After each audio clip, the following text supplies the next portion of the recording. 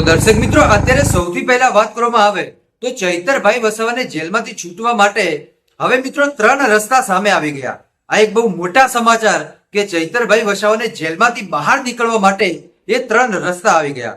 પહેલો રસ્તો તમે આ જુઓ, બીજો રસ્તો તમે આ પણ જુઓ અને ત્રીજો રસ્તો તમે આ પણ જુઓ. પહેલો રસ્તો એ હાઈકોર્ટનો, બીજો રસ્તો સુપ્રીમ કોર્ટનો, ત્રીજો રસ્તો રાષ્ટ્રપતિનો. પહેલા રસ્તે ચાલ્યા એ ચૈતરભાઈ વસાવા. ચાલો આજના આ વિડીયોની અંદર આપણે વાતચીત કરીએ. ખાસ કરી આ વિડીયો તમે અંત સુધી જોતા રહેજો.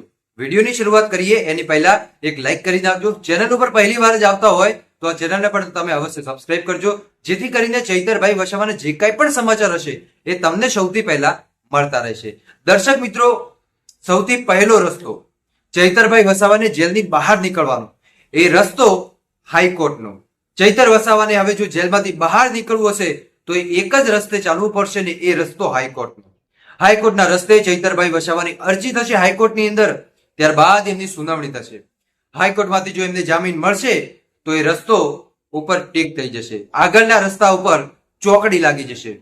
પણ જો એ જ જગ્યાએ હાઈકોર્ટના રસ્તા ઉપર ચોકડી લાગી ગઈ અને આગળ લખેલું આવશે કે આગળ રસ્તો બંધ છે, તો પછી ચૈતરભાઈ વસાવાને બીજા રસ્તે જવું પડશે. અને બીજો રસ્તો એટલે સુપ્રીમ કોર્ટનો. સુપ્રીમ કોર્ટ દિલ્હીમાં આવેલી, જ્યાં બહુ મોટા મોટા કેસો ચાલતા હોય છે. આ સુપ્રીમ કોર્ટની અંદર એક કેસ ચૈતરભાઈ વસાવાનો પણ જશે. એ ક્યારે જશે? જ્યારે હાઈકોર્ટ એમને જામીન ન આપે ત્યારે.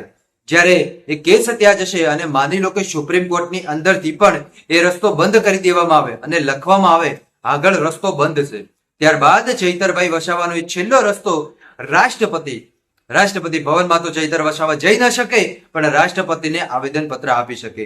પણ હું જ્યાં સુધી જાણું ત્યાં સુધી ભાઈ ચૈતર વસાવાને હાઈકોર્ટમાંથી જ જામીન મળી જાય એવી મને શક્યતા અત્યારે જોવા મળી રહી છે. કેમ કે હાઈકોર્ટમાંથી ખાલી ચૈતરભાઈ વસાવાને નહીં, બહુ મોટા મોટા લોકોને પણ હાઈકોર્ટમાંથી રાહત મળી ચૂકી છે, હાઈકોર્ટમાંથી જામીન મળી ચૂક્યા છે. તો ચૈતર વસાવાને કેમ જામીન ન મળે? હાઈકોર્ટમાંથી પણ એ ચૈતર વસાવાને જામીન મળી જશે અને હાઈકોર્ટમાંથી પણ એ ચૈતર વસાવા જેલની બહાર આવી જશે.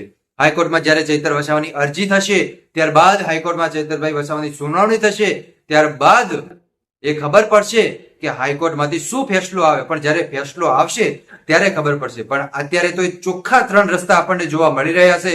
એ રસ્તે ચૈતર વસાવાને ચાલવાનું છે ભાઈ. એટલે ચૈતર વસાવાની જરૂર પણ ટેન્શન લેવાની જરૂર નથી. ચૈતર વસાવાના જેટલા પણ સપોર્ટર, જેટલા પણ ફેન, જેટલા પણ આદિવાસી સમાજ, એમને બિલકુલ ટેન્શન લેવાની જરૂર નથી. કેમ કે આદિવાસી સમાજ જોડે હજુ પણ એ 3 રસ્તા છે. એક રસ્તો ભલે બંધ થઈ ગયો હોય પણ હજુ 3 રસ્તા પડ્યા છે.